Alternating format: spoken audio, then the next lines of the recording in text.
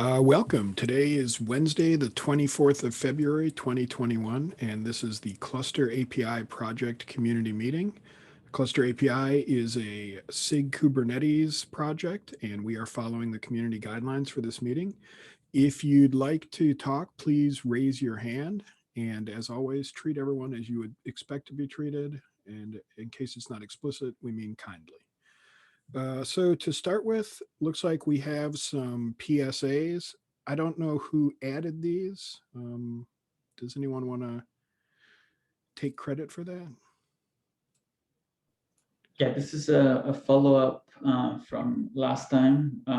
So given that we haven't gotten like all the backlog for 040 like in place yet, so running a little bit behind. So the new proposed dates for breaking changes would be due by March 1st. So like Monday next week, we should have like either issue proposals open or a CAP proposal open. And we keep track of like Google Doc Cap in here usually at the top of the doc. So if you do have like a breaking change that you would like to propose, like please open an issue before then, and then we'll kind of like put it to a vote, I guess, like if we want to like make it release blocking or not. For new features, like kind of on the same length, like if you have caps or proposals that are non-breaking changes, those will be due by March 14th. The whole cap, it doesn't have to be written by then. It's more like we want to keep track of the things that we would like to do in 04X by March 14th. The goal here is to either open an issue or a Google Doc and keep a track in this doc with what you would like to propose as a non-breaking change feature addition for 04X. If there is no major concerns about the due dates, I think we could probably stick to these, and I actually probably going to stick to or like either open a I don't know if I should open an issue for these, but like maybe I could put like a date to the milestone that we have right now for 040 and 04X. Okay, great. So I guess like the March 14th one seems a little easier to hit. If anybody out there has ideas for a breaking change that you haven't yet shared with the rest of the group, you probably want to do that relatively soon, because I think March 1st is what, next Monday or something. So yeah, if anybody's got those out there, raise something in chat or open an issue, or yeah, share your doc somehow. All right, anything else on that, Vince? Okay, cool. So we'll move on to discussion topics. I've got the first one here. So there's been some internal work at Red Hat to build some tooling around CAPI, and the teams that are working on that ran into some issues around trying to vendor in certain pieces of the API, and they had asked us if there was any plan in the upstream, in the community here, to maybe make those API types more modular, or put them in a way that would be easier for a third party to then include them in their Go project. Part of the issue we ran into was that they hit some snags around like dependency loops when they were trying to bring in the API from the CAPI repo, and then also trying to bring in pieces of some of the individual providers and whatnot. So I just wanted to bring the question here to see if maybe there was any history about this from the group, or if anybody had been thinking about maybe trying to isolate the API types in a way that they could be more easily imported. So yeah, I don't know if anybody's thought about this before or raised this issue.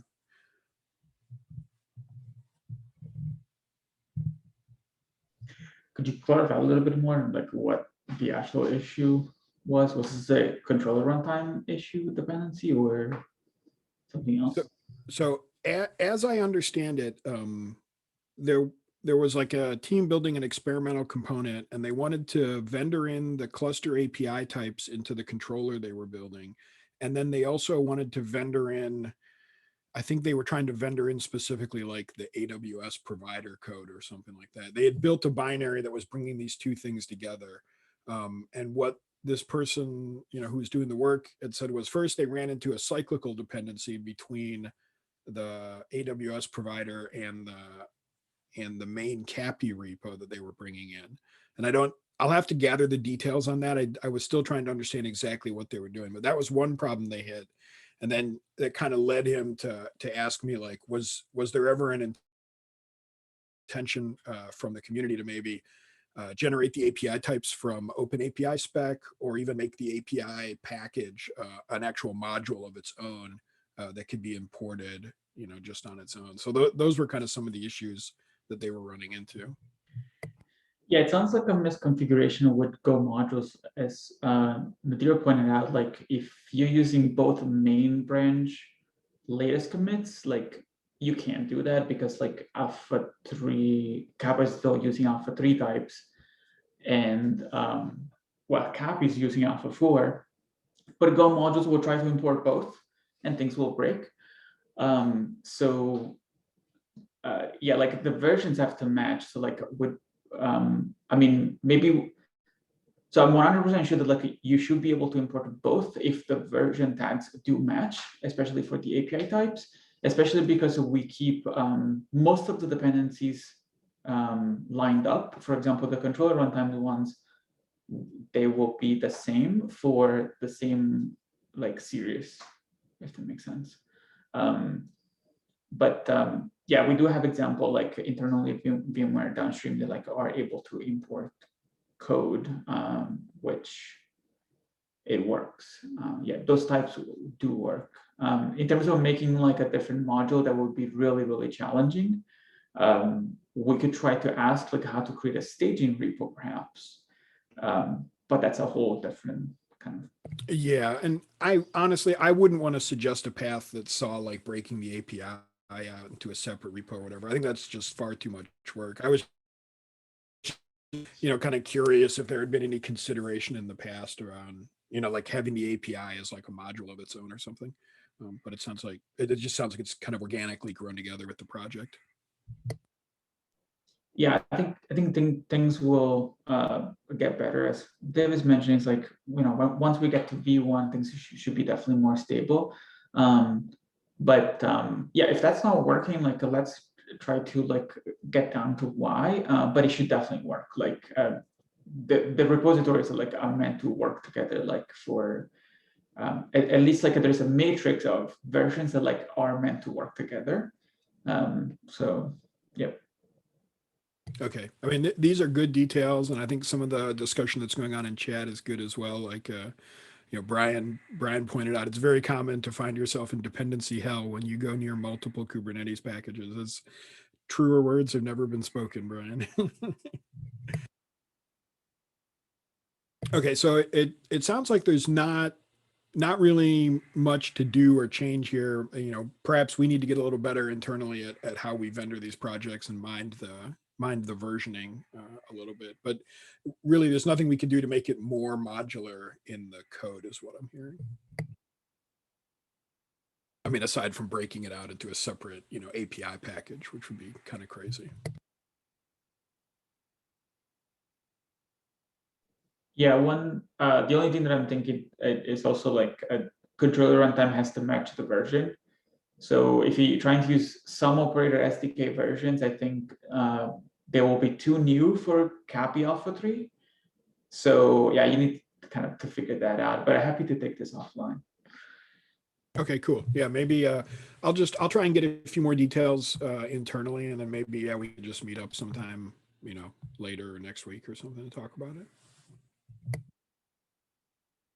Okay, I guess if there's nothing else to add on that topic, looks like Fabrizio, you've got a couple topics here, starting with Cert Manager. So why don't you take it away? Thank you. So first one is about Cert Manager, and I would like to backport the upgrade of Cert Manager to the V1 Alpha 3 branch. There is an issue. I kindly ask everyone to take a look and please +1, -1. And there is also already the PR in case everyone agrees. I only want to point out that the change is fully transparent because Cert Manager basically handles upgrades from V1 Beta 1 types in a transparent way. So no change are required from the providers.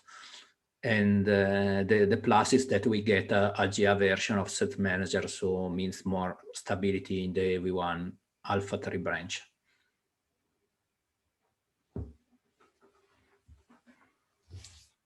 Okay, so everyone go out and check out those PRs. I saw someone else came to the Slack channel a few days ago and ran into the same issue with Cert Manager. So it's definitely maybe get some more eyes on those PRs. Okay, thank you. So if there are no questions, I move to the next one, which is an update on the KYPE for kubeadmin types, which I briefly introduced it last week in this meeting. So I worked on a PR that basically showcased the change that should be backported in V1 Alpha 3. And this PR is not the final solution of the problem, but it is, let me say, the minimum viable path to get the problem fixed in V1 Alpha 3. So pros and cons are described in the KYPE, and this is the implementation. So if someone is interested in the topic, please take a look.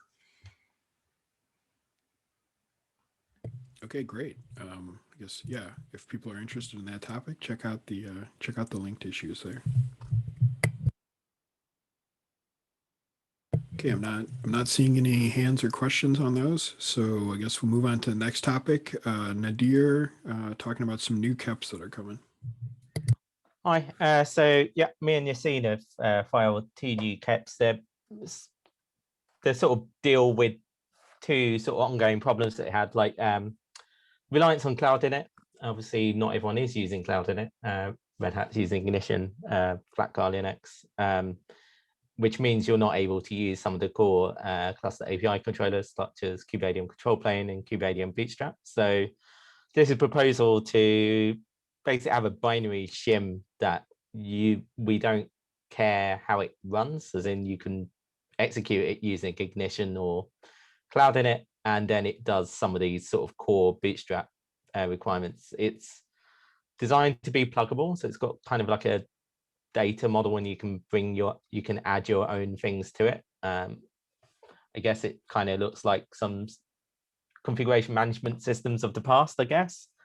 And it also provides a mechanism to secure user data by putting it into cloud storage and downloading it and doing encryption. I've had some comments from Mosh, like thanks a lot for those, for pointing out SOPs is now in Go, so we can consume that directly. And the second one I'll let Yassine talk about. They're both they're quite broad, and there's a lot of detail that needs to go to them. So still we need to add a lot more fine level detail to them. But please start having a look at the sort of like the broad idea of it and see if the approach is the way that we want to go. And we'll continue adding details as we get towards March 14th. I'll let Yassine talk to the second one.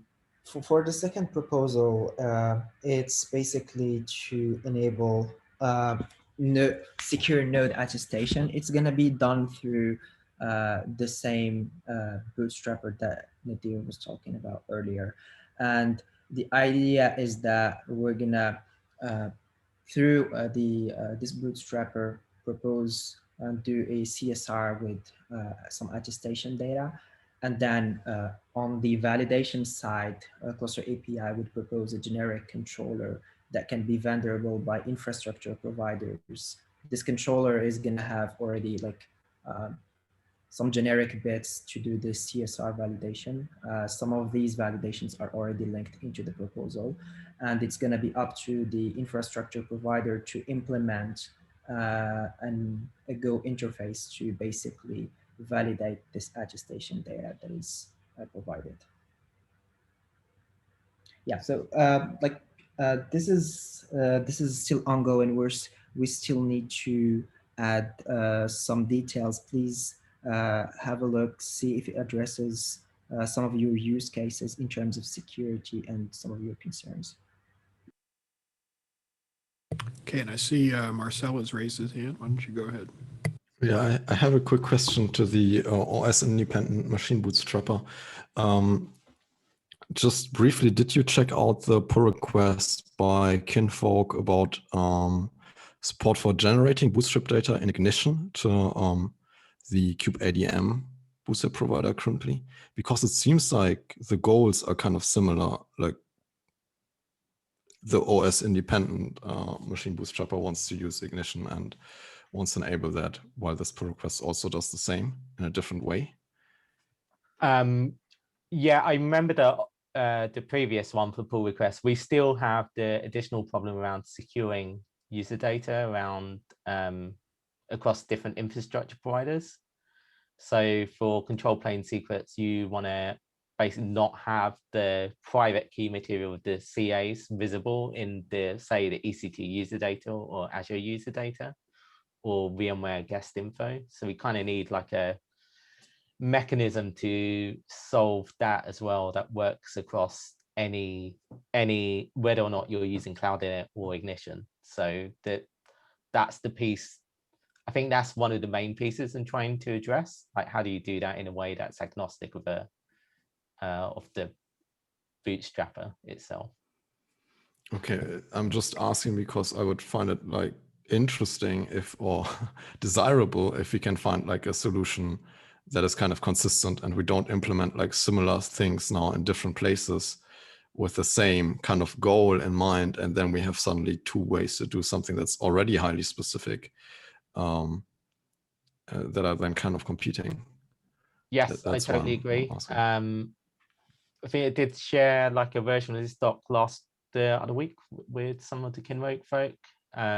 So okay. It's basically converting this into a GitHub, but I totally agree with you. So the idea is to have a new bootstrapper that's separate to the kubeadm bootstrap and sort of make sure that we have good contracts with the infrastructure providers. Right now, what Cluster API AWS is doing for Cloud Init is extremely hacky and fragile, and it won't work for Ignition at all. So if we just add Ignition into kubeadm bootstrap, we defeat some of the security stuff that we got through the hackery and Cloud Init. Okay. Okay, seems fine to me. Let's keep the discussion going. Yeah, and we can keep talking to Kinfolk as well, and then see if we find alignment. Yeah, I got it. We got a couple hands up here. So Yassine next, and then Alex after Yassine. Yeah, just to add one more thing. So in the past, we've had some issues with Cloud Init, and this proposal is going to also enable us to narrow specifically what we're dependent on for Cloud Init and Ignition, which is basically, and any other OS bootstrapper, which is basically the ability to drop specific files into a specific location, and then Cluster API would be able to take care of the rest.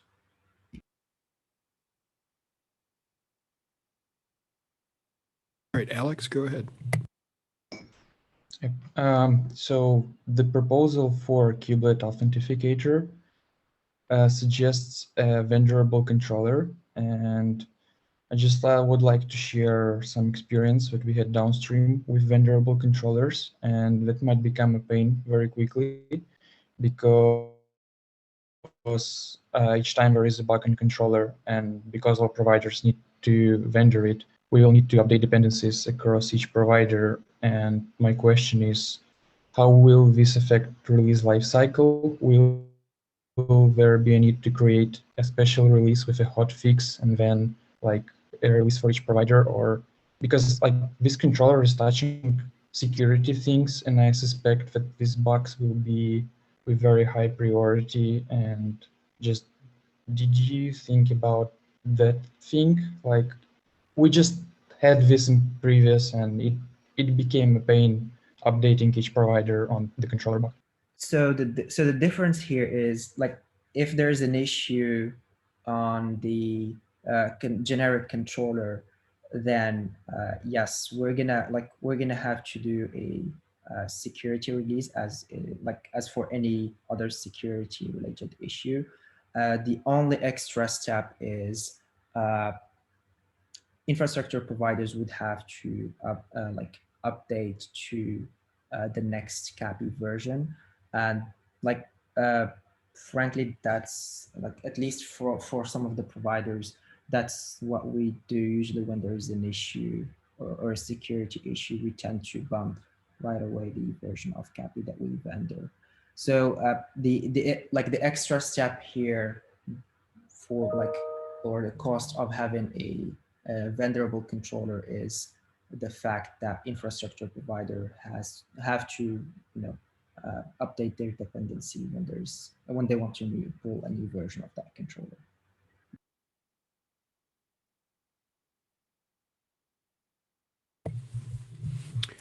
Okay, great. And Alex, maybe if you want to add some of those comments to the issue or to the PR, that'd be great as well.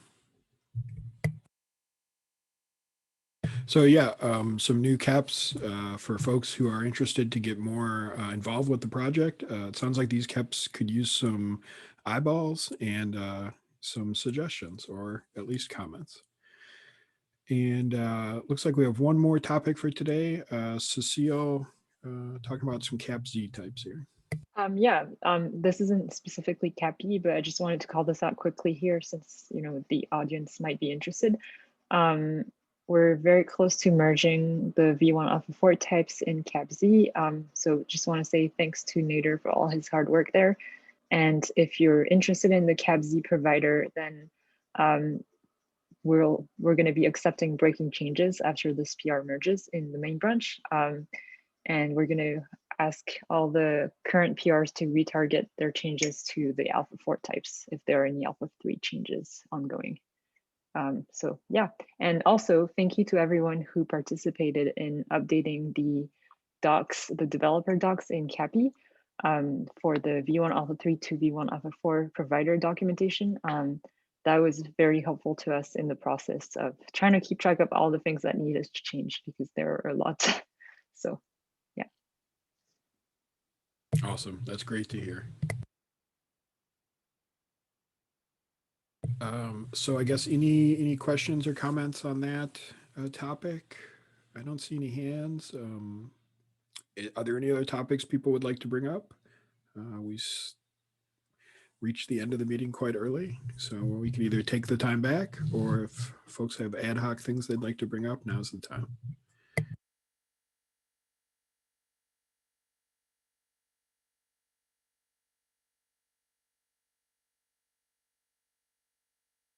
All right, I am not seeing any hands raising, so I guess with that, we'll probably end today's meeting. Thank you everyone for coming out.